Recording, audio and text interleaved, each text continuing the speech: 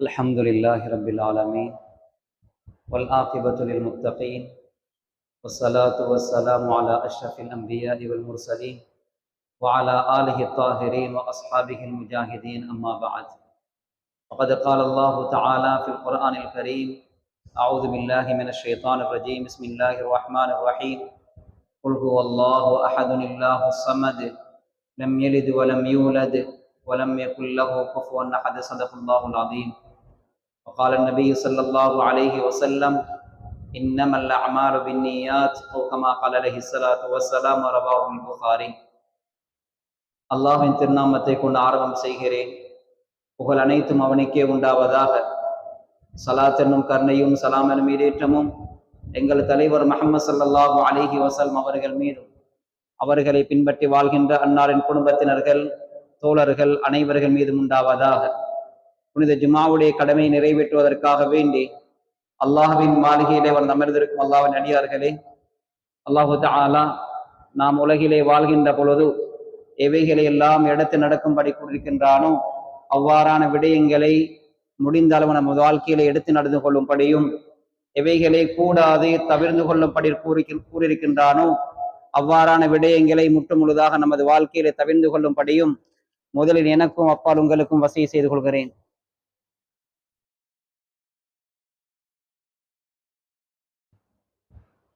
அல்லாஹ்வின் அடியார்களே, கண்ணியத்துக்குரிய சகோதரர்களே, அல்லாஹுடைய மாளிகையிலே நாம் வீட்டிருக்கிறோம். உலகத்திலே ஆக சிறந்த இடம் அல்லாஹுடைய மாளிகை. இதைவிட ஒரு சிறந்த இடத்தை யாருக்கும் எங்கேயும் காண முடியாது. இது போன்ற இடத்திலே நம்முடைய கால் பாதங்கள் படுவதற்கும் நாம் பாக்கியம் பெற்றவர்களாக இருக்க வேண்டும். ஸல்லல்லாஹு அலைஹி வஸல்லம் சொல்வார்கள், அஹப்புல் பிலாதி இலல்லாஹி மசாஜிதுஹா. உலகத்திலே உள்ள அத்தனை இடங்களிலும் ஆக சிறந்த இடம் அவனை சஜிதா செய்யக்கூடிய அவனுடைய பள்ளிவாசல்கள் என்பதனை ஸல்லல்லாஹு அலைஹி வஸல்லம் சொல்லி வைத்திருக்கிறார்கள். அதை தாண்டி நாம் எந்த இடத்தையும் சிறந்த ஒரு இடமாக எதிர்பார்க்கவே முடியாது. அது எவ்வளவு அலங்காரத்தோடு கட்டப்பட்டதாக இருக்கலாம், பல கோடிகள் செலவழித்து கட்டப்பட்ட இடங்களாக இருக்கலாம், பல வசதிகளோடு ஏற்பாடுகளோடு கட்டப்பட்ட கட்டிடங்களாக இருக்கலாம். பள்ளிவாசலுக்கு நிகராக எதையும் எதிர்பார்க்க முடியாது. பள்ளிவாசல் என்கின்ற பொழுது அது சாதாரண ஓலை குடிசை வடிவத்தில் இருக்கலாம், அது அல்லாஹு தஆலாவிடத்திலே பெருமதியானது. அது போன்ற இடங்களுக்கு நாம் செல்வதற்கு நாம் பாக்கியம் பெற்றவர்களாக இருக்க வேண்டும். அல்லாஹுடைய மாளிகை, அல்லாஹுடைய தௌஃபீக் யாருக்கு கிடைக்கிறதோ அவர்களுக்கு மாத்திரம்தான் அல்லாஹுடைய பள்ளிவாசலுக்குள் செல்ல முடியும். அங்கு சென்று பள்ளிவாசலுக்குள் என்ன அமல்கள் நடைபெற வேண்டும் என்று காட்டப்பட்டிருக்கிறதோ அது போன்ற அமல்களிலே நமக்கு ஈடுபட முடியும். வெறுமனே நாம் முஸ்லிம்கள் என்பதனால் பள்ளிவாசலுக்குள் அடிக்கடி சென்று வர முடியாது. அல்லாஹ்வினுடைய தௌஃபீகோடு சம்பந்தப்பட்ட விடயம். ஸல்லல்லாஹு அலைஹி வஸல்லம் சொல்வார்கள், இதா ரஅய்துமுர் ரஜுல யஅதாதுல் மஸ்ஜித் ஃபஷ்ஹது லஹு பில் ஈமான். ஒரு மனிதனை நீங்கள் காண்கிறீர்களா, அடிக்கடி பள்ளிவாசலுக்கு போய் வருகின்ற காட்சியை காணுகிறீர்களா, அவர்கள் ஈமான் உள்ளவர்கள் என்பதாக சாட்சி சொல்லுங்கள். ஸல்லல்லாஹு அலைஹி வஸல்லம் சொல்வார்கள். எனவே பள்ளிவாசலோடு தொடர்பட்டவர்கள் ஈமான் உள்ளவர்கள் என்ற விடயத்தை ஸல்லல்லாஹு அலைஹி வஸல்லம் அவர்கள் சொல்லி வைத்திருக்கிறார்கள். ஸல்லல்லாஹு அலைஹி வஸல்லம் அவர்களுடைய காலத்திலே ஒரு பெண்மணியை பார்க்கிறார்கள். கருப்பு நிற பெண்மணி, மக்களிடத்திலே எந்த அந்தஸ்தும் கிடையாது. ஆனாலும் பள்ளிவாசலுக்கு அவ்வப்போது வந்து பள்ளிவாசலை சுத்தம் செய்யக்கூடிய கூட்டக்கூடிய அமைப்பை அவதானிக்கிறார்கள் ஸல்லல்லாஹு அலைஹி வஸல்லம். ஒரு நாள் அந்த பெண்மணியை காணவில்லை. விசாரிக்கிறார்கள், எங்கே அந்த பெண்மணி? அந்த நேரத்திலே சஹாபாக்கள் சொல்கிறார்கள், யா ரசூலல்லாஹ், அந்த பெண்மணி மரணித்து விட்டார்கள். இரவோடு இரவாக அந்த பெண்ணுடைய ஜனாசாவுடைய கடமைகளை நாம் நிறைவேற்றி விட்டோம். இரவு நேரம் என்பதனால் தாங்களுக்கு சொல்லி தாங்கள் அந்த இடத்துக்கு வந்து தொழுகை நடத்துவதை நாம் சிரமமாக பார்த்தோம். அதனால் அந்த பெண்ணுடைய ஜனாசாவுடைய விடயத்தை நாமே பூர்த்தியாக்கி விட்டோம் என்பதாக சொல்ல ஸல்லல்லாஹு அலைஹி வஸல்லம் அவர்கள் ஆத்திரப்பட்டார்கள், கோபப்பட்டார்கள். சொன்னார்கள், அஃபலா ஆதன்துமூனி, அந்த பெண்ணுடைய ஜனாசாவுடைய செய்தியை நீங்கள் எனக்கு சொல்லிருக்க கூடாதா என்பதாக கோபத்தோடு கேட்டுவிட்டு சொன்னார்கள், துல்லூனி அலா கபரிஹா, அந்த பெண் அடக்கம் செய்யப்பட்ட இடத்தை காட்டுங்கள், அந்த பெண்ணுடைய கபரையாவது காட்டுங்கள். அந்த கபரு காட்டப்படுகிறது. ஸல்லல்லாஹு அலைஹி வஸல்லம் அவர்கள் அந்த இடத்துக்கு சென்று அந்த பெண்ணுக்கு ஜனாசாவுடைய தொழுகை தொழுது விட்டு துஆ பிரார்த்தனையில் ஈடுபட்டார்கள் என்பதாக தெளிவாக ஹதீஸ்களில் பதிவாக இருக்கிறது.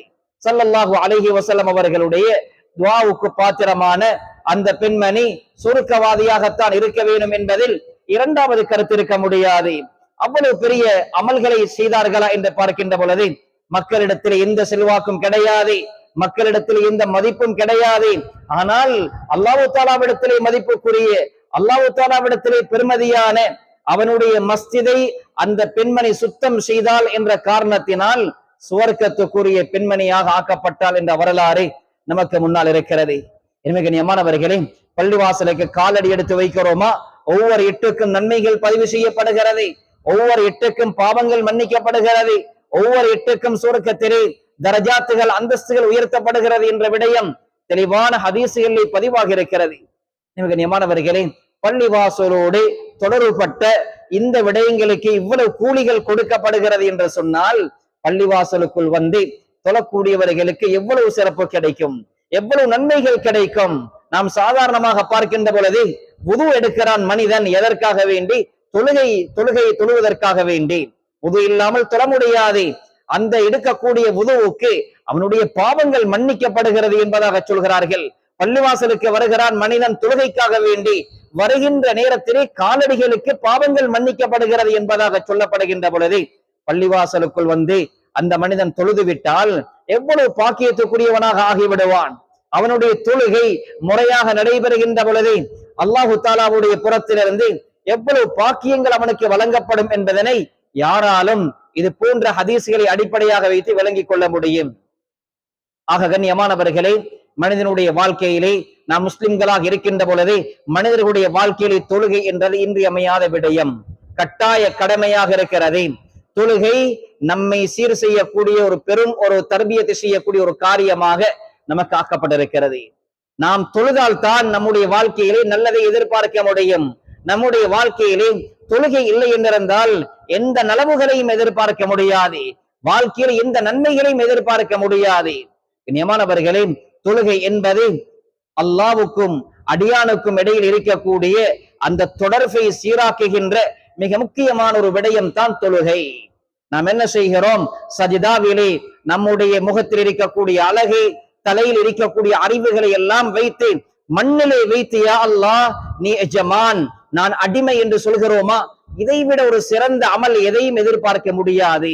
எனவே கண்ணியமானவர்களே, இதன் மூலமாக நாம் எதை உறுதிப்படுத்துகிறோம்? அல்லாஹ் தான் எஜமான், அவன் என்னை படைத்தவன், அவன் என்னுடைய காரியங்களை பூர்த்தி செய்து கொண்டிருக்கிறான், குறுகிய கால வாழ்க்கையை தந்திருக்கிறான், மரணிக்க போகிறேன், மரணத்துக்கு பின்னால் என்னை எழுப்பாட்ட போகிறான், உலகத்திலே நான் செய்த காரியங்களை வைத்து எனக்கு தீர்ப்பளிக்கப்பட போகிறது என்ற அத்தனை விடயங்களையும் சஜிதாவின் மூலமாக நாம் ஏற்றுக்கொள்கிறோம். சஜிதா செய்கிறோமா? உலகத்திலே யாருக்கும் சிரம் பணிய முடியாது. எவ்வளவு நெருக்கமானவர்களாக இருக்கலாம், விருப்பமானவர்களாக இருக்கலாம், சஜிதா என்பது அல்லாஹ்வுக்கு மாத்திரம். எனவே நம்முடைய கண்ணியத்தை இழந்து இந்த மண்ணிலே நாம் நம்முடைய அழகான முகத்தை கொண்டு போய், அழகான அறிவுகளை நாம் தலையிலே வைத்திருக்கிறோம், அனைத்தையும் கொண்டு போய் மண்ணிலே பூமியிலே வைத்து யா அல்லாஹ் நீதான் எஜமான் என்று சொல்லக்கூடிய பாக்கியம் ஒரு மனிதனுக்கு வாழ்க்கையிலே கிடைக்கவில்லை என்றிருந்தால் அவனாக பெரிய துருப்பாக்கியசாலி.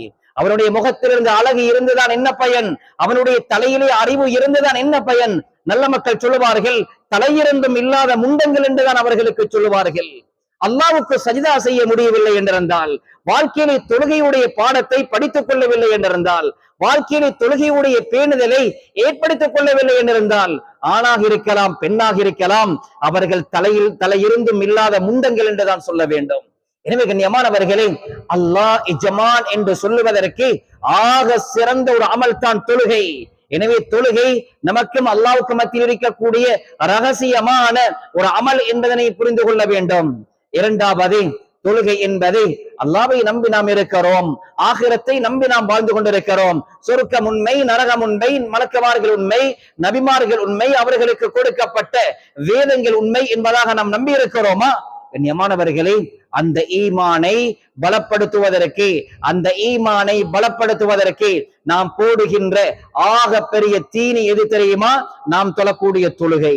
இதைத்தான் ஸல்லல்லாஹு அலைஹி வஸல்லம் சொல்வார்கள், அல்-அஹ்துல்லதி பைனனா வ பைனஹும் அஸ்-ஸலா, எங்களுக்கும் காஃபிர்களுக்கும் மத்தியிலே உள்ள வித்தியாசம் என்ன தெரியுமா? இந்த தொழுகை ஃபமன் தரக்கஹா ஃபகத் கஃபர், யார் இந்த தொழுகை விட்டு விடுவானோ அவன் காலப்போக்கில் குஃப்ரின் பால் சென்று விடுவான், காஃபிராக கூட ஆகிவிடலாம், அதிலே சந்தேகப்பட வேண்டிய அவசியம் இல்லை. தொழுகையை விட்டு அவன் காலப்போக்கிலே குஃப்ரிலே ஷிர்கிலே வாழுவதற்கும் வாய்ப்பு இருக்கிறது என்பதாக ஸல்லல்லாஹு அலைஹி வஸல்லம் அவர்கள் சொல்லி வைத்திருக்கிறார்கள். எனவே கண்ணியமானவர்களே, நம்முடைய ஈமானுக்கு நாம் போட வேண்டிய தீன், நாம் போட வேண்டிய உணவு, நாம் கொடுக்க வேண்டிய அந்த சக்தி, அதாவது நாம் தொழக்கூடிய தொழுகைதான். தொழுகை இல்லாமல் மனிதனுடைய வாழ்க்கையில ஈமானுடைய பலத்தை எதிர்பார்க்க முடியாது, அவன் ஈமானிலே உறுதியானவன் என்று சொல்ல முடியாது. எனவே வாழ்க்கையிலே நாம் தொழுகையாளிகளாக ஆக வேண்டும். அடுத்த விடயம் தான் தொழுகை என்பதை எங்களை பாவமான விடயங்களிலிருந்து பாதுகாக்கக்கூடிய ஒன்றாக அல்லாஹு தஆலா வைத்திருக்கிறான். குர்ஆன் சொல்கிறது, இன்ன ஸலாத்த தன்ஹா அனில் ஃபஹ்ஷாஇ வல் முன்கர், இந்த தொழுகை இருக்கிறது எங்களை பாவமான காரியங்களை விட்டும் மானக்கேடான காரியங்களை விட்டும் அந்த தொழுகையாளியை அந்த தொழுகை தடுக்கிறது என்பதாக அல்லாஹ் திட்டவட்டமாக சொல்கிறான். உண்மையும் அதுதான். பாவத்தில் ஈடுபடுகிறோமா? சில பொழுது தொழுகையாளிகளாக இருக்கலாம். இன்ஷா அல்லாஹ் அவருடைய பேணுதலான தொழுகை, பக்குவமான தொழுகை, முறையாக படித்து தொழக்கூடிய அந்த தொழுகை, இஹ்லாஸுடைய தொழுகை காலப்போக்கிலே அந்த பாவத்திலிருந்து அவனை தூரமாக்கிவிடும். இதுதான் ஹதீஸிலே மிக தெளிவாக சொல்லப்படக்கூடிய விடயம். எனவே கண்ணியமானவர்களே, இதனுடைய மறுபக்க அர்த்தம் என்ன? ஒரு மனிதனுடைய வாழ்க்கையிலே தொழுகை இல்லை என்றிருந்தால் அவனுடைய வாழ்க்கையிலே எல்லா விதமான பாவங்களும் இருக்கும். நாவினால் அவன் சொல்லிக் கொள்ளட்டும், என்னுடைய வாழ்க்கையிலே பாவம் இல்லை என்று சொல்லலாம். ஆனால் தொழுகை இல்லாத மனிதன் அவனுடைய வாழ்க்கையிலே பெரிய பெரிய சிறிய எல்லா வகையான பாவங்களும் குடிகொண்டிருக்கும். ஒரு காலத்திலும் தொழுகை இல்லாத மனிதன் நல்லவனாக இருப்பதற்கு வாய்ப்பே கிடையாது. தொழுகை இல்லாதவர்களோடு கொடுக்கல் வாங்கல் வியாபாரம் செய்கிறோமா? ஒரு தடவை அல்ல பல தடவை பயப்பட வேண்டும். அவன் பொய்காரனாக இருப்பதற்கு வாய்ப்பு இருக்கிறது, அவன் ஏமாற்றக்காரனாக இருப்பதற்கு வாய்ப்பு இருக்கிறது. ஏனென்றால் ஒரு மனிதனுடைய வாழ்க்கையிலே தொழுகை இல்லை என்றிருந்தால் அவன் படுமோசமானவனாகத்தான் இருப்பான் என்பதனை குர்ஆனும் ஹதீஸும் மிக தெளிவாக சொல்கிறது. தொழுகை இல்லாதவர்களோடு நாம் பிரயாணம் செல்கிறோமா? அவனுக்கு வரக்கூடிய தரித்திரியம், அவனுக்கு வரக்கூடிய முசீபத்துகள், அவனுக்கு கொடுக்கப்படக்கூடிய தண்டனைகள், அதிலே நாமும் மாட்டிக்கொள்வோம் என்பதனை யாரும் நிம்மதியாக இருந்து விட முடியாது. எனவே கண்ணியமானவர்களே, ஒரு கணவனுடைய வாழ்க்கையிலே தொழுகை இல்லையா, அந்த கணவன் மனைவிக்கு திருப்தியானவனாக இருக்க முடியாது. ஒரு மனைவியினுடைய வாழ்க்கையிலே தொழுகை இல்லையா, அந்த மனைவி ஒரு காலத்திலும் சுத்தமானவளாக இருக்க முடியாது. அந்த கணவனுடைய திருப்தியை, கணவனுடைய ஆசையை பூர்த்தி செய்யக்கூடியவளாக இருக்க முடியாது. துப்புரவானவளாக, நம்பிக்கையானவளாக இருக்க முடியாது. பெற்றார்களுடைய வாழ்க்கையிலே தொழுகை இல்லை என்றிருந்தால் அந்த பெற்றார்களால் குழந்தைகளுக்கு பிரச்சனை தான். குழந்தைகளுடைய வாழ்க்கையிலே தொழுகை இல்லை என்றிருந்தால் அந்த குழந்தைகளால் பெற்றார்களுக்கு பிரச்சனை தான். இதுவெல்லாம் குர்ஆனிலே ஹதீஸிலே ஆழமாக நுணுக்கமாக சொல்லப்படக்கூடிய பகுதிகள். சுருக்கமாக நாம் விளங்க வேண்டிய பாடம் இது கண்ணியமானவர்களே. எனவே தொழுகையாளிகளாக இருக்கின்ற பொழுது அந்த மனிதனுடைய வாழ்க்கையிலே பக்குவம் பேணுதல் ஏற்படுவதற்கு காரணமாக ஆகிவிடும். சிலர்கள் சொல்லுவார்கள், எப்படி சொல்லுவார்கள்? நாம் தொழாவிட்டாலும் நல்லவர்கள், அவர்கள் தொழுது தொழுது பாவத்தை செய்கிறார்கள், அவர்கள் தொழுது தொழுது பொய் பேசுகிறார்கள், அவர்கள் தொழுது தொழுது ஏமாற்றுகிறார்கள், நம்முடைய வாழ்க்கையில் அப்படி இல்லை என்பதாக சொல்கிறார்களா? கண்ணியமானவர்களை அல்லாஹ் மன்னிக்க வேண்டும். இது ஒரு காலத்திலும் யாருக்கும் நியாயப்படுத்த முடியாது. தொழுது தொழுது யாரு பாவம் செய்கிறார்களோ குர்ஆன் சொல்லுகிறது காலப்போக்கிலே அந்த மனிதனை அந்த தொழுகை பாதுகாக்கும், அந்த தொழுகை பாவத்திலிருந்து அவனை விடுதலை கொடுக்கும். இது குர்ஆனுடைய வாக்குறுதியாக இருக்கிறது. ஆனால் உனக்கு இந்த வாக்குறுதியும் கிடையாது. தொழுகை இல்லாமல் நீ சில தினங்கள் சில காலம் நல்லவனாக இருக்கலாம், காலப்போக்கிலே உன்னுடைய வாழ்க்கை வித்தியாசமானதாக மாறிவிடும். தொழுகை இல்லை என்றிருந்தால் அவன் நினைத்த பிரகாரம் வாழ ஆரம்பித்து விடுவான். எனவே தொழுகை என்பதை நம்முடைய பாவங்களை விட்டும் பாதுகாக்கக்கூடிய ஆக பெரிய சாதனம் என்பதனை புரிந்து கொள்ள வேண்டும். அடுத்த விடயம் தான் தொழுகை என்பது கண்ணியமானவர்களே பாவங்கள் மன்னிக்கப்படுவதற்கும் காரணமாக இருக்கக்கூடிய ஒன்றுதான். எங்களுடைய வாழ்க்கையிலே அன்றாடம் பாவங்கள் நடைபெறுகிறது. அல்லாஹ் இரக்கமுள்ளவன். நாம் மன்னிப்பு கேட்காமலேயே நாம் தொழக்கூடிய தொழுகைகளின் மூலமாக அல்லாஹு தஆலா எங்களுடைய பாவங்களை மன்னிக்கிறான். ஸல்லல்லாஹு அலைஹி வஸல்லம் அவர்கள் சஹாபாக்களை பார்த்து ஒரு தடவை கேட்டார்கள், உங்களுடைய வீட்டுக்கு முன்னால் ஆறு ஓடிக்கொண்டிருக்கிறது, 5 தடவை ஒருவர் அந்த ஆற்றிலே குளிக்கிறார், ஹல் யபகா மின் தரனிஹி ஷைஉன், அவருடைய உடலிலே ஏதாவது அழுக்கு பாக்கியாக இருக்குமா, எஞ்சி இருக்குமா என்பதாக கேட்டார்கள். ஒரு நாளைக்கு 5 தடவை அந்த ஆறிலே குளிக்கின்ற பொழுது அவனுடைய உடலிலே ஏதாவது அழுக்கு இருக்கமா?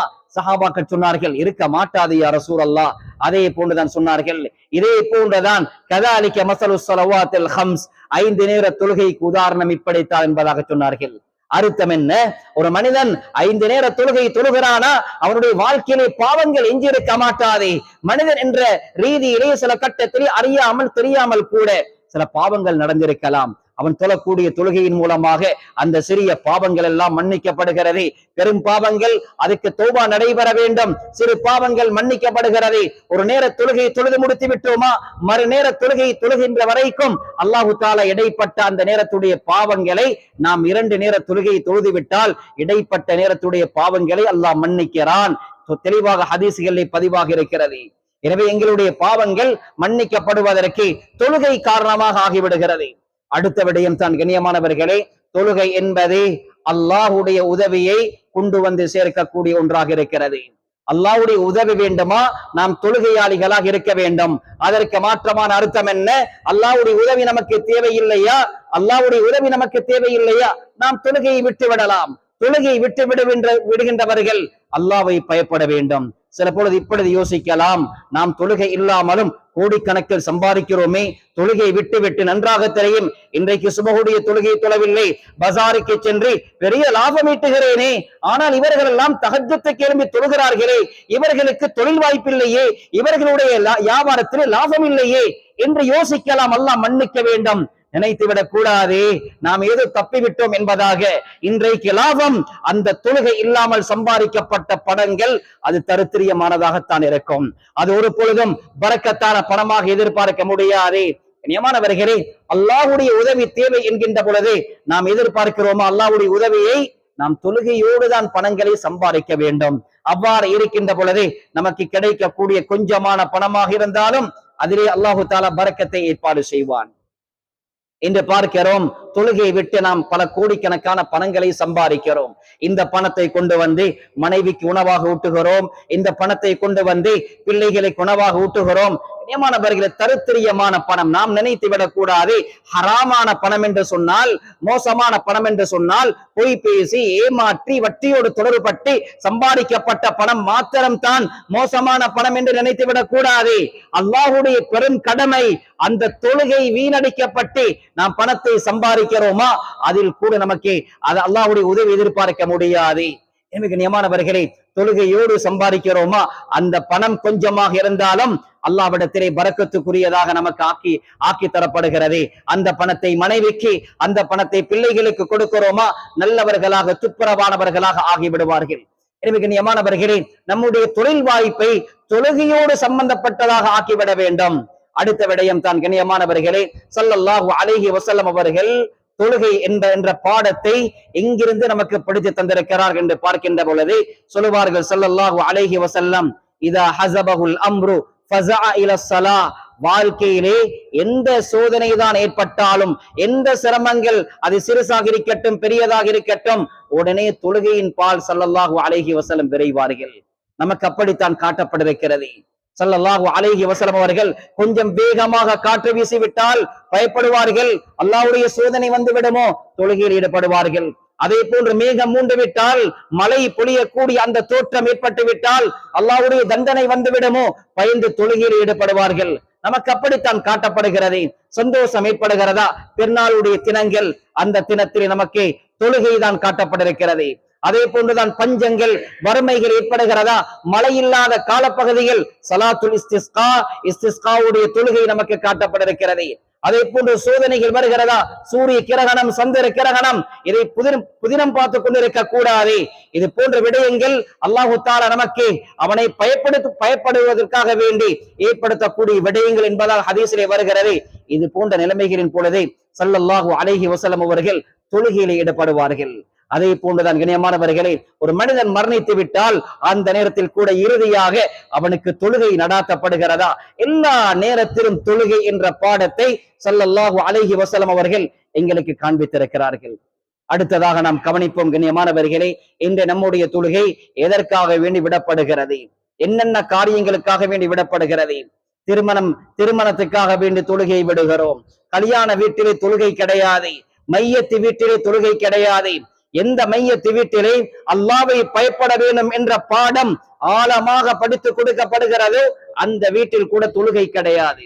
அந்த வீட்டில் கூட தொழுகை இல்லாத நிலைதான் காணப்படுகிறது. ஜனாசா வீட்டுக்கு ஏன் செல்கிறோம்? ஜனாசா வீட்டுக்கு ஏன் செல்கிறோம்? அங்கு ஏன் ஜனாசாவை பார்வையிடுகிறோம்? ஜனாசா ஊர்வலத்தில் ஏன் கலந்து கொள்ள வேண்டும் என்று சொல்லப்படுகிறது? தொழுகையிலே கலந்து கொள்ள வேண்டும், அடக்கம் செய்யப்படுகின்ற வரைக்கும் கலந்து கொள்ள வேண்டும், நன்மைகள் 2 கீராத்துகள் கொடுக்கப்படுகிறது. இப்படியெல்லாம் சிறப்புகள் ஏன் சொல்லப்படுகிறது? அந்த ஜனாசா வீட்டுக்கு சென்று நீங்களும் ஜனாசாவை பார்வையிடுவதன் மூலமாக உங்களுடைய மௌத்துடைய சிந்தனையை நீங்கள் ஏற்படுத்திக் கொள்ளுங்கள். இதே போன்றுதான் எனக்கும் மரணம் வரும். இப்பொழுதுதான் என்னுடன் கதைத்து விட்டு சென்றவர் ஜனாசாவாக வைக்கப்பட்டிருக்கிறார். இந்த பயம், இந்த மரணத்தினுடைய அச்சம், இந்த மரணத்தினுடைய சிந்தனை உங்களுக்கு ஏற்பட வேண்டும். அதே போன்றுதான் இப்படித்தான் எங்களையும் குளிப்பாட்டுவார்கள், இப்படித்தான் எங்களையும் கஃன் செய்வார்கள், இப்படித்தான் எங்களையும் பள்ளிவாசலுக்கு கொண்டு வந்து ஜனாசாவுடைய தொழுகை நடத்துவார்கள். அதற்கு பின்னால் அந்த கபரிலே மண்ணிலே வைத்து எம்மை மண்ணை போட்டு விடுவார்கள். இது போன்ற நிலையை பார்த்து மௌத்துடைய சிந்தனை ஏற்படுத்த வேண்டும் என்ற பாடத்தை தவிர வேற எந்த பாடமும் கிடையாது. எனவே கண்ணியமானவர்களே, அந்த இடத்தில் கூட தொழுகை கிடையாது. ஜனாசா வீட்டுக்குள் வைக்கப்பட்டிருக்கிறது. ஜனாசாவோடு சம்பந்தப்பட்டவர்கள் அவர்களுக்கு கூட அல்லாஹ்வுடைய அச்சம் வருவதில்லை. ஜனாசா வீடுகளுக்கு செல்கிறார்களா, அவர்களுக்கு கூட தொழுகையுடைய சிந்தனை வருவதில்லை. அல்லாஹ்வை பயந்து கொள்ள வேண்டும். அடுத்ததாக கண்ணியமானவர்களே, திருமண வீடுகளை பார்த்தால் பகல் நேரத்திலே திருமணம் நடைபெறுகிறது. அது துஹருடைய தொழுகையுடைய நேரமாக இருக்கிறது. இரவு நேரம் இஷாவுடைய தொழுகையுடைய நேரம் சம்பந்தப்படுகிறது. இந்த நேர தொழுகையில் அதனுடைய நிலைமைகள் என்ன? கண்ணியமானவர்களை, யாரு தொழுகிறோம், யாரு தொழாதவர்களாக இருக்கிறார்கள்? கண்ணியமானவர்களே, சுன்னத்தான ஒரு விருந்தோம்பலுக்காக வேண்டி பரதான கடமை வீணாக்கப்படுகிறது. பரதான கடமை வீணாக்கப்படுகிறது. கல்யாணம் நடத்துகிறார்கள், தொழுகை இல்லை. எப்படி அல்லாஹ்வுடைய உதவி எதிர்பார்க்க முடியும்? கல்யாண சாப்பாட்டுக்கு செல்கிறார்கள், ஆனால் அவர்களுடைய வாழ்க்கையிலே தொழுகை இல்லை. அப்படிப்பட்டவர்களை எடுத்து விருந்து கொடுத்து திருமணம் நடத்துவதும் ஒரு தருத்திரியம் தான். தொழுகை இல்லாதவர்களை அழைத்து விருந்து கொடுப்பது என்பது ஒரு தருத்திரியம் தான். ஹதீஸிலே வருகிறது, லா யஅகுல் தஆமக இல்லா தகிய்யுன். உங்களுடைய வீட்டிலே சமைக்கப்படக்கூடிய உணவு இருக்கிறது, எவ்வளவு சிரமத்தோடு பஜாருக்கு சென்று சாமான்களை வாங்குகிறீர்கள். அந்த சாமான்களை வாங்குவதற்கு பணத்தை எவ்வளவு கஷ்டப்பட்டு சம்பாதிக்கிறீர்கள். இப்படியெல்லாம் சிரமப்பட்டு அங்கு எடுத்த அந்த உணவுப் பொருளை தயாரிக்கின்ற பொழுது, சமைக்கின்ற பொழுது அதை யாருக்குத்தான் உண்ண கொடுக்க வேண்டும்? அல்லாஹ்வை பயப்படக்கூடியவர்களுக்கு தான் உண்ண கொடுக்க வேண்டும் என்ற பாடம் நமக்கு புகட்டப்படுகிறது. எனவே கண்ணியமானவர்களே, கல்யாண வீட்டில் கூட அல்லாஹ்வை மறந்த சிந்தனை எந்த இடத்துல ஞாபகம் ஊட்டப்படுகிறது? யாரு ஞாபகம் ஊட்டுகிறார்கள்? 3 மணி வரைக்கும் சாப்பாடு வைக்கப்படுகிறது. துஹருடைய தொழுகை தொழாதவர்கள் அவசரமாக போய் தொழுகையில் ஈடுபடுங்கள் என்ற அந்த அறிவிப்பு செய்யப்படுகிறதா? அல்லது அவரவர்களாக யோசிக்கிறார்களா? நான் தொழாமல் வந்திருக்கிறேனே, நான் தொழுகை இல்லாதவனாக இந்த உணவை உட்கொள்கிறேனே, என்னுடைய தொழுகையுடைய நிலைமை என்ன? அசருடைய நேரம் ஆக போகிறதே, கலாவாக போகிறதே என்ற சிந்தனை எத்தனை பேருக்கு வருகிறது? அதையெல்லாம் விட்டு விடுவோம் கண்ணியமானவர்களே. யாருடைய திருமணம் நடைபெறுகிறதோ அவர்களுடைய நிலைமையை பாருங்கள். அவர்கள் தொழுகிறார்களா என்று பார்த்தால் அவர்களுடைய வாழ்க்கையிலே கூட சில கட்டத்திலே குடும்ப வாழ்க்கை ஆரம்பிக்கப்படுகிறது. அல்லாஹ்வுடைய பெரும் கடமையான தொழுகை வீணடிக்கப்பட்டு முதல் கோணல் முற்றிலும் கோணலாக ஆகிவிடும். கண்ணியமானவர்களே, குடும்ப வாழ்க்கை அல்லாஹ்வுடைய பயத்தோடு ஆரம்பிக்கப்பட வேண்டும். நிக்காஹுடைய மஜ்லிஸுக்கு நாம் எத்தனை தடவை கடந்து கொண்டிருக்கிறோம். அங்கே ஓதி காண்பிக்கப்படக்கூடிய ஆயத்துகளை பாருங்கள், தக்வாவோடு சம்பந்தப்பட்ட ஆயத்துகள். எனவே கல்யாணம் என்பது, திருமணம் என்பது ஜொலி அல்ல கண்ணியமானவர்களே, அது ஒரு பகுதிதான். ஆகிரத்தோடு சம்பந்தப்பட்ட பகுதி 199% சம்பந்தப்பட்டிருக்கிறது. அந்த மனைவியை இவன் அதாவது பொறுப்பெடுக்கிறான். அந்த மனைவியை பொறுப்பெடுப்பது என்பதை சுருக்கம் வரைக்கும் அந்த மனைவியை கொண்டு போய் சேர்க்க வேண்டும் என்ற பொறுப்பை தான் அந்த கணவன் எடுக்கிறான். கபில் துணிக்காக என்பதை வெறுமனே மனைவியை எடுத்து ஆசைகளை பூர்த்தி செய்வதற்காக வேண்டி மாத்திரமல்ல, அது ஒரு சிறிய ஒரு பகுதிதான். அதற்கு மேலால் எத்தனையோ கடமைகளை இவன் பொறுப்பெடுக்கிறான். குழந்தைகளை பெற்றெடுக்க போகிறான். அந்த குழந்தைகளை சாலிஹானவர்களாக ஆக்குவது இவனுடைய பொறுப்பாக இருக்கிறது. இப்படி எத்தனையோ பொறுப்புகளை தான் அந்த வார்த்தையின் மூலமாக நாம் எடுக்கிறோம். எனவே கண்ணியமானவர்களே, அந்த குடும்ப வாழ்க்கை ஆரம்பிக்கப்படுகின்ற அந்த நேரத்தில் தொழுகை இல்லாமல் ஆரம்பிக்கப்பட்டால் அந்த குடும்ப வாழ்க்கை தரித்திரமாகத்தான் இருக்கும். சில பொழுது யோசிக்க வேண்டும், எங்களுடைய பிள்ளைகள் கட்டுக்கடங்குகிறார்கள் இல்லை, எங்களுடைய பிள்ளைகள் சொல் பேச்சை கேட்கிறார்கள் இல்லை. அதற்கு சில பொழுது நாம் மாற்றியும் யோசிக்க வேண்டும். என்னுடைய திருமணம் எப்படி நடைபெற்றது, எங்கே நடைபெற்றது, முறையாக நடைபெற்றதா, பிழையாக நடைபெற்றிருந்தால் அதற்குரிய தௌபாவை நான் செய்திருக்கிறேனா, என்னுடைய குடும்ப வாழ்க்கை தொழுகையோடு ஆரம்பிக்கப்பட்டதா, முதல் இரவு என்று சொல்கிறோமே, தஹஜ்ஜத்தை ஒரு பக்கம் விட்டு விடுவோம், சுன்னத்தானதுதானே என்றாவதே பரதான தொழுகை சுபகுடைய தொழுகையை பக்குவமாக தொழுதிருக்கிறோமா, அவ்வாறு இருந்து விட்டு அதனை நாம் மோசடி செய்து விட்டு எப்படி கண்ணியமானவர்களே சாலிஹான பிச்சலங்களை எதிர்பார்க்க முடியும், எப்படி சாலிஹான குழந்தைகளை எதிர்பார்க்க முடியும்? எடுத்ததற்கெல்லாம் குழந்தைகளை திட்டுவதல்ல, மாற்றியும் யோசிக்க வேண்டிய இன்னொரு பகுதியும் இருக்கிறது என்பதனை மறந்துவிடக் கூடாது. அவ்வாறு நடந்திருந்தால் அல்லாஹுடைய மன்னிப்பு தாராளமானது, விசாலமானது. அதற்கு மன்னிப்பு கேட்க வேண்டும். இல்லை என்றிருந்தால் நிச்சயமாக வாழ்க்கையை நாம் எந்த கட்டத்திலாவது ஆரம்பத்திலே அந்த தொழுகை இல்லாத குடும்ப வாழ்க்கையை ஆரம்பித்த முறை இருக்கிறது, எங்கேயாவது முட்டி மோத வேண்டிய கட்டம் நிச்சயமாக ஏற்படும். அங்கே தனிமையில் உட்கார்ந்து யோசித்தால் ஒன்றும் பிரச்சனை அல்ல. பிரச்சனை எங்கே இருக்கிறது? அல்லாஹுடைய கடமை வீணடிக்கப்பட்டு குடும்ப வாழ்க்கை ஆரம்பிக்கப்பட்டதுதான் தரித்திரியம். அதுதான் இன்று வரைக்கும் காதை கோட்டு வழியாக ஏறி இறங்கி கொண்டிருக்கிறோம் என்ற முடிவை யாரும் சொல்ல வேண்டிய அவசியம் கிடையாது. அவர்களுடைய உள்ளமை உறுத்தி கொண்டிருக்கும். எனவே கண்ணியமானவர்களே, தொழுகையை வீணடிக்க வேண்டாம். பெண்களை அலங்கரிக்க வேண்டும் தான், மணமகளை அலங்கரிக்க வேண்டும் தான். தொழுகைகளை கதா செய்கின்ற அமைப்பிலே அவர்களுக்கு என்ன அலங்காரம், அதுவெல்லாம் கண்ணியமானவர்களை தரித்திரியமானதாக ஆகிவிடும். உள்ளவர்கள் குடும்ப தலைவர்கள் ஆண்கள் பெண்கள் என்றிருக்கிறார்களே, அல்லாஹ்வுடைய பயத்தையும் அவர்கள் ஏற்படுத்தி கொடுக்க வேண்டும். அதற்குரிய சந்தர்ப்பம், தொழுகைக்குரிய சந்தர்ப்பம் அவர்களுக்கு கொடுக்கப்பட வேண்டும். எனவே கண்ணியமானவர்களே, இது போன்ற தொழுகையுடைய விடயத்திலே கூடிய கவனம் செலுத்த வேண்டும் என்று நாம் பார்க்கிறோம். நம்முடைய தொழில் வருகின்ற பொழுதே, ஏதாவது நம்முடைய படிப்புக்கு நாம் படித்த நாம் செய்த ஏதோ ஒரு டிகிரிக்கு நமக்கு ஏற்ற தொழில் வருகின்ற பொழுதே அங்கே பார்த்தால் தொழுகைக்குரிய அவகாசம் இல்லை, தொழுகைக்குரிய சந்தர்ப்பம் இல்லை. நாம் முடிவெடுக்கிறோம், பரவாயில்லை தொழுகைதானே, எனக்கு சம்பளம் தான் முக்கியம், மாதாந்தம் 5 லட்சம் கிடைக்க போகிறது, மாதாந்தம் 10 லட்சம் கிடைக்க போகிறது, வெளிநாட்டு சம்பளம் யாரு தரப்போகிறார்கள், தொழுகை அது பரவாயில்லை. அல்லாஹ் மன்னிக்க வேண்டும் கண்ணியமானவர்களே, அல்லாஹ் மன்னிக்க வேண்டும். என்று பார்க்கிறோம் சாதாரண வாலிபர்கள், நல்ல படித்தவர்கள், அவர்கள் உலமாக்களை அணுகி கேட்கிறார்கள், எனக்கு ஒரு தொழில் வருகிறது, என்னுடைய தொழுகைக்கு அது பாதிப்பாக இருக்கிறது, ஜும்மாவுடைய தொழுகைக்கு செல்ல முடியாதாம், என்ன செய்ய வேண்டும்? அந்த தொழிலை விட வேண்டும், இதை தவிர மாற்று கருத்து இல்லை. அவர்கள் அல்லாஹ்வுக்காக வேண்டி ஒன்றை விடுகிறார்களா, நிச்சயமாக அல்லாஹ் அதை விட சிறந்த ஒரு தொழிலை கொடுப்பான். கொடுக்கப்பட்டவர்கள் நமக்கு தெரிந்த ஏராளமானவர்கள் இருக்கிறார்கள். ஆனால் பெருமைப்படுகிறோம், எங்களுடைய கணவர் வெளிநாட்டிலே வேலை வாய்ப்பு, வெளிநாட்டிலே தொழில் செய்கிறார்கள், அந்த கம்பெனியிலே வேலை செய்கிறார்கள், இத்தனை லட்சம் சம்பளம். ஆனால் அந்த கணவனுடைய சம்பாத்தியம் தொழுகை இல்லாமல் இருக்கிறது. வெளிநாட்டிலே சில வெளிநாடுகள் தொழில் வாய்ப்புகள், அங்கே பள்ளிவாசல் கிடையவே கிடையாது. ஜும்மாவுக்கு கூட செல்லுவதற்கு அவர்களுக்கு வாய்ப்பில்லை. ஆனால் இங்கே குடும்பம் பெருமைப்படுகிறார்கள், அந்த நாட்டிலே வேலை, இந்த நாட்டிலே வேலை. உண்மையிலே பார்த்தால் பணம் அனுப்பப்படுகிறது, பங்களாக்கள் கட்டி எழுப்பப்படுகிறது, வாகனங்கள் வாங்கப்படுகிறது. போவதாக இருந்தால் அந்த நாட்டுக்கு தானே வேலை வாய்ப்புக்கு போக வேண்டும் என்று ஆசைப்படுகிறார்கள். நியாயமாக நல்ல மக்கள் யோசிப்பார்கள், அல்லாஹ் மன்னிக்க வேண்டும். இதுவெல்லாம் தரித்திரியமான பணத்தின் மூலமாக சம்பாதிக்கக்கூடிய அதாவது விடயங்கள். இந்த பணத்துக்கு அழிவு நிச்சயம் இருக்கிறது. இருந்து சொல்கிறேன், இந்த பணத்துக்கு இந்த சொத்துகளுக்கு நிச்சயம் அழிவு இருக்கிறது. அவர்கள் நினைக்கலாம், தொழுகை இல்லாவிட்டாலும் அல்லாஹ் என்னோடு தானே இருக்கிறான், எனக்கு இப்படியெல்லாம் தருகிறானே. ஒரு நோய் வரட்டும், அத்தனை பணமும் போய்விடும். பிள்ளைகளுக்கு ஒரு சோதனை வரட்டும், அத்தனை பணமும் போய்விடும். மனைவிக்கு ஒரு பிரச்சனை வரட்டும், அத்தனை பணமும் போய்விடும். சரித்திரத்தை தெரியாதவர்கள் இல்லை கண்ணியமானவர்களே. வாழ்க்கையிலே அனுபவித்திருப்போம் சில கட்டத்திலே, அல்லது குடும்பத்திலே, ஊரிலே சில கட்டங்களிலே இது போன்றவர்களுடைய முடிவுகளை பார்த்திருப்போம். இது அல்லாஹ்வுடைய ஏற்பாடு கண்ணியமானவர்களே. அல்லாஹ்வை திருப்திப்படுத்திக் கொண்டு எங்களுடைய சம்பாத்தியங்களை ஏற்படுத்திக் கொள்ள வேண்டும். அதிலே தான் பரக்கத் இருக்கிறது.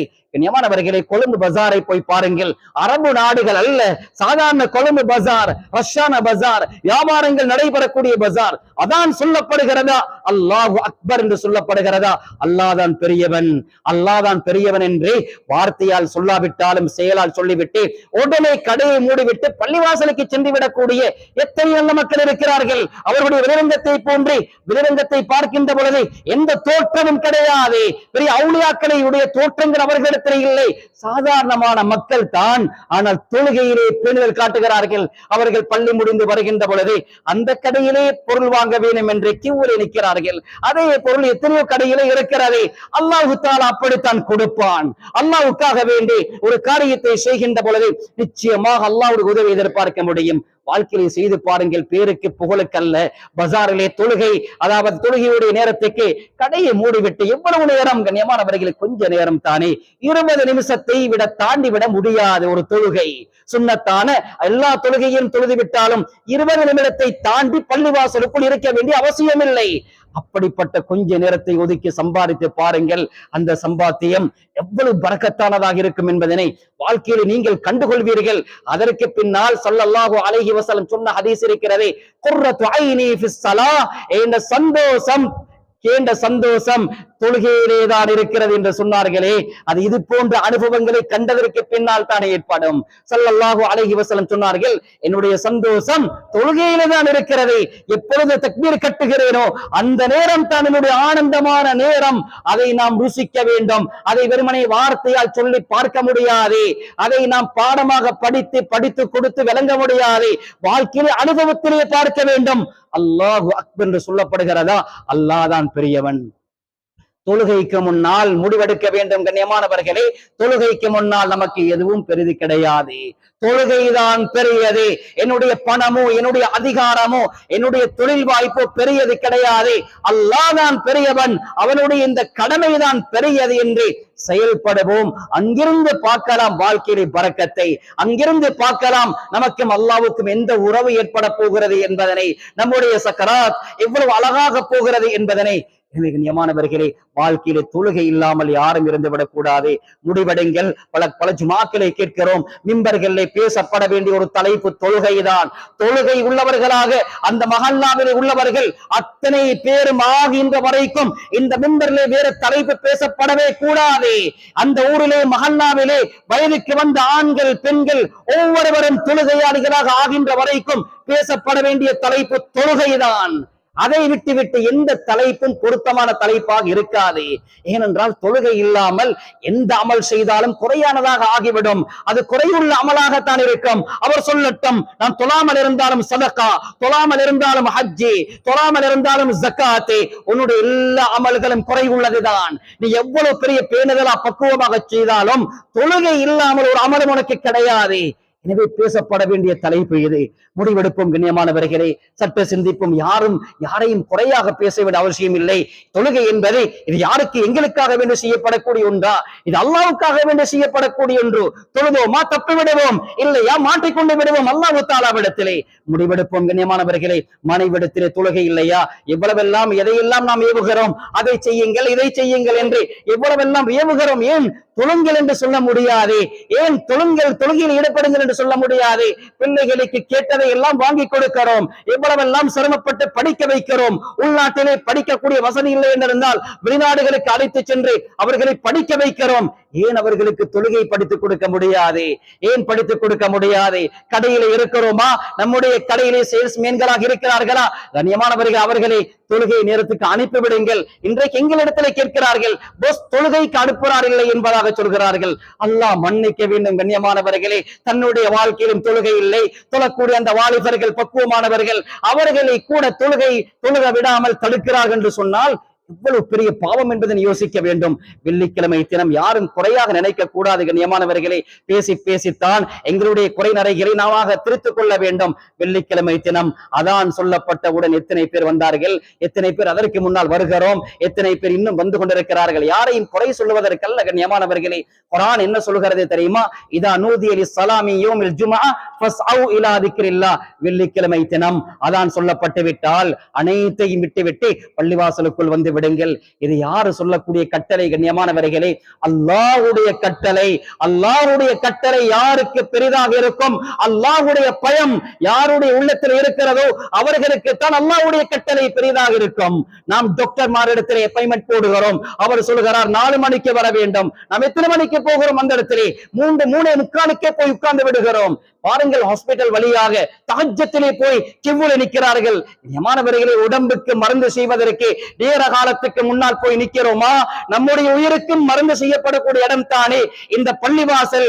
ஏன் அதிலே நாம் பொடுபோக்கு காட்டுகிறோம்? இன்ன ஸலாத கானத் அலல் முஃமினீன கிதாபம் மௌகூதா. அல்லாஹ் சொல்கிறானே, தொழுகையும் நேரம் குறிக்கப்பட்டது தானே. அப்படி என்றிருந்தால் ஏன் அதற்கு நேரத்திலே பக்குவம் காட்டுகிறீர்கள் இல்லை, பேணுதல் காட்டுகிறீர்கள் இல்லை என்று அல்லாஹ் நம்மிடத்திலே கேட்காமல் கேட்டுக் கொண்டிருக்கிறான். உண்மையானவர்கள் பார்க்கலாம், நம்முடைய ஊரில் இருக்கலாம், குடும்பத்தில் இருக்கலாம். அதான் சொல்லப்பட்டால் பள்ளிவாசல். யாராவது வீட்டுக்கு போனால் அவரை வீட்டில் இந்த நேரத்தில் பார்க்க முடியாது, பள்ளிக்குத்தான் போயிருப்பார்கள். அப்படி அடையாளப்படுத்தப்பட்டவர்கள் நல்ல மக்கள் நம்முடைய சமூகத்தில் இல்லாமலும் இல்லை. எனவே கண்ணியமானவர்களே, பள்ளிவாசலுக்கு நேர காலத்தோடு வருவோம். வீட்டில் உள்ள ஆண்கள், பெண்கள், சிறியவர்கள், அதாவது அவர்களுக்கு கூட தொழுகையாளிகளாக, தொழுகை உள்ளவர்களாக அவர்களுடைய வாழ்க்கையை ஏற்படுத்துவதற்கு நாம் முயற்சிப்போம். அந்த ஊரிலே பெரிய பரக்கத்தை எதிர்பார்க்க முடியும், பெரிய பரக்கத்தை எதிர்பார்க்க முடியும். தொழுது கேட்போம், அல்லாஹ் நிச்சயமாக தருவான். எதை தருவான்? எல்லாத்தையும் தருவான். தொழுகை உள்ளவர்களுக்கு தான் தொழுகை கொண்டு உதவி தேடுங்கள். அப்படி என்றால் மார்த்த அர்த்தம் என்ன? தொழுகை இல்லாமல் எப்படி உதவி தேட முடியும்? அல்லாஹ்விடத்திலே உதவி எதிர்பார்க்கின்ற ஒரு சாதனம் தான் தொழுகையாக இருக்கிறது. எனவே கண்ணியமானவர்களே, இந்த தொழுகையுடைய இடத்திலே பேணுதல் காட்டுவோம். வீட்டிலே, குடும்பத்திலே தொழுகை இல்லாதவர்களை தொழுகையாளிகளாக ஆக்குவதற்கு நாம் முயற்சிப்போம். வீட்டில் உள்ளவர்கள், ஊரில் உள்ளவர்கள் தொழுகை இல்லை என்பதனால் அது ஒரு கூட்டம் தான் வீடு வீடாக வந்து தொழுகை இல்லையா என்று கேட்டு தொழுகையாளிகளாக ஆக்க வேண்டும் என்ற பொறுப்பு கிடையாது. குடும்ப தலைவர்களுக்கு இருக்கிறது, ஒவ்வொருவருக்கும் இருக்கிறது, எமக்கு கீழே உள்ளவர்களுக்கு இருக்கிறது. பாடசாலை நடத்துகிறோமா, அதிபர் உட்பட ஆசிரியர்களுக்கு இருக்கிறது, அந்த பொறுப்பு இருக்கிறது. மாணவர்கள் ஆழமான பாடம், தொழுகையுடைய பாடம். மாணவர்கள் கெட்டுவிட்டார்கள், மோசமாகி விட்டார்கள் என்று எங்கு பார்த்தாலும் கத்துகிறார்கள். ஆனால் பள்ளிவாசல், அங்கே பள்ளிவாசல் அந்த பாடசாலையுடைய வளாகத்திலே கட்டப்பட்டிருக்கிறது. துஹருடைய நேரத்திலே அந்த மாணவர்களை பாடசாலைக்குள் அனுப்பி ஒரு 10 நிமிஷம் 15 நிமிடம் தொழுகைக்குரிய ஏற்பாடு செய்து கொடுங்கள். எல்லாம் பறந்துவிடும். மோசமான தொடர்பா, மோசமான பாவனையா, அதாவது வழிபடாத கட்டுப்படாத நிலையா, எல்லாம் போய்விடும். தொழுகை என்பது எங்களை பரிசுத்தப்படுத்த வேண்டிய ஒன்று, பரிசுத்தப்படுத்தக்கூடிய ஒன்று. யாரை திருந்த வேண்டும் என்று நினைக்கிறார்களோ அவர்கள் தொழுது ஆக வேண்டும். தொழுகை இல்லாமல் யாருக்கும் திருந்த முடியாது, யாரும் நல்லவர்களாக ஆக முடியாது. வாலிபர்களாக இருக்கட்டும், வயோதிகர்களாக இருக்கட்டும், சிறுவர்களாக இருக்கட்டும், முரு அவுலாதக்கும் பிஸ்ஸலா, 7 வயசாகின தொழும்படி ஏவுங்கள். 7 வயசு என்பது தொழுகை கடமையான வயசு கிடையாது. யாரும் சொல்லி இல்லை 7 வயசு என்பது பிள்ளைகளுக்கு தொழுகை கடமையான வயசு என்பதாக. ஆனாலும் வழிகாட்டப்படுகிறது, சின்ன பிள்ளைகளுக்கும் தொழுகை காட்டுங்கள், அவர்கள் வாழ்க்கையிலே பக்குவமானவர்களாக ஆகிவிடுவார்கள் என்ற பாடம் ஆழமாக நமக்கு புகட்டப்படுகிறது. எனவே தொழுகையை நாம் பேந்தல் காட்டுவதோடு நமக்கு பொறுப்புக்கு கீழே உள்ளவர்களையும் தொழுகையாளிகளாக ஆக்குவதற்கு எல்லாம் வல்ல ஹக் சுப்ஹானஹு வ தஆலா உதவி செய்வானாக. எந்த விடயம் பேசப்பட்டதோ அந்த விடயங்களை வாழ்க்கையிலே கடைபிடிக்கக்கூடிய பாக்கியத்தை நசீபாக்குவானாக. யா அல்லாஹ், எங்களுடைய பாவனை மன்னிப்பாயாக. அறிந்தோ அறியாமலோ, தெரிந்தோ தெரியாமலோ செய்த குற்றம் குறைகளை மன்னிப்பாயாக. நல்லவர்களாக வாழ்ந்து நல்லவர்களாக மரணிக்கக்கூடிய நல்லவர்களுடைய கூட்டத்திலே நம் அனைவரையும் சேர்த்தல் புரிவாயாக. யா அல்லாஹ், எங்களுடைய பெற்றார்கள், உஸ்தாதுமார்கள், மனை மக்கள், குழந்தைகள் அனைவருடைய பாவனை மன்னிப்பாயாக. இந்த நாட்டில் இஸ்லாத்தை முஸ்லிம்களை வாழ வைப்பாயாக. யா அல்லாஹ், இஸ்லாமும் முஸ்லிமும் வாழ வைக்கக்கூடிய நல்ல அரசாங்கத்தை காலாகாலம் நாம் விரும்பியோ விரும்பாமலோ ஏற்படுத்துவாயாக. உலகெங்கிலும் அமைதி நிலைநாட்டுவாயாக. வாஹிரு தஅவானா அனில் ஹம்துலில்லாஹி ரப்பில் ஆலமீன்.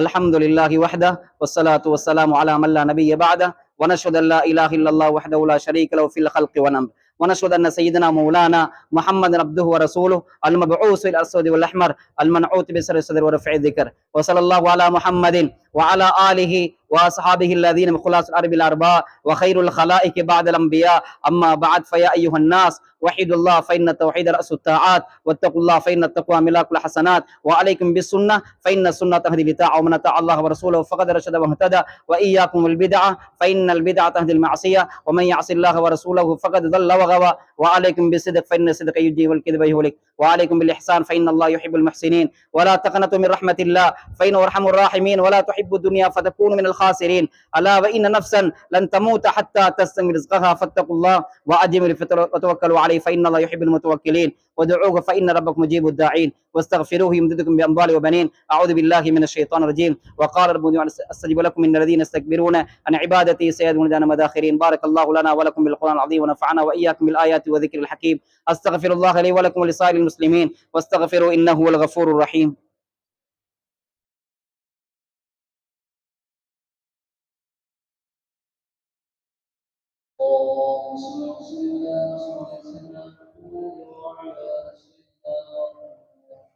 الحمد لله رب العالمين نحمده ونستعينه ونستغفره ونعوذ بالله من شرور أنفسنا ومن سيئات أعمالنا من يهده الله فلا مضل له ومن يضلل فلا هادي له وأشهد أن لا إله إلا الله وحده لا شريك له وأشهد أن محمدا عبده ورسوله صلى الله على سيدنا محمد وآله وصحبه وسلم تسليما كثيرا كثيرا. أرسله بالحق بشيرا ونذيرا بين يدي الساعة. من يطع الله ورسوله فقد رشد ومن يعص الله ورسوله فإنه لا يضر إلا نفسه ولا يضر الله شيئا. أما بعد فإني أوصيكم نفسي أولا بتقوى الله وأحذركم يوما عبوسا قمطريرا وأعوذ بالله من الشيطان الرجيم. بسم الله الرحمن الرحيم. إن الله وملائكته يصلون على النبي يا أيها الذين آمنوا صلوا عليه وسلموا تسليما. اللهم صل على سيدنا محمد عبدك ورسولك وصل على المؤمنين والمؤمنات والمسلمين والمسلمات وبارك على محمد وأزواجه وذريته. وقال النبي صلى الله عليه وسلم أرحم أمتي بأمتي أبو بكر رضي الله عنه وأشدهم في أمر الله عمر رضي الله عنه وأصدقهم حيان عثمان رضي الله عنه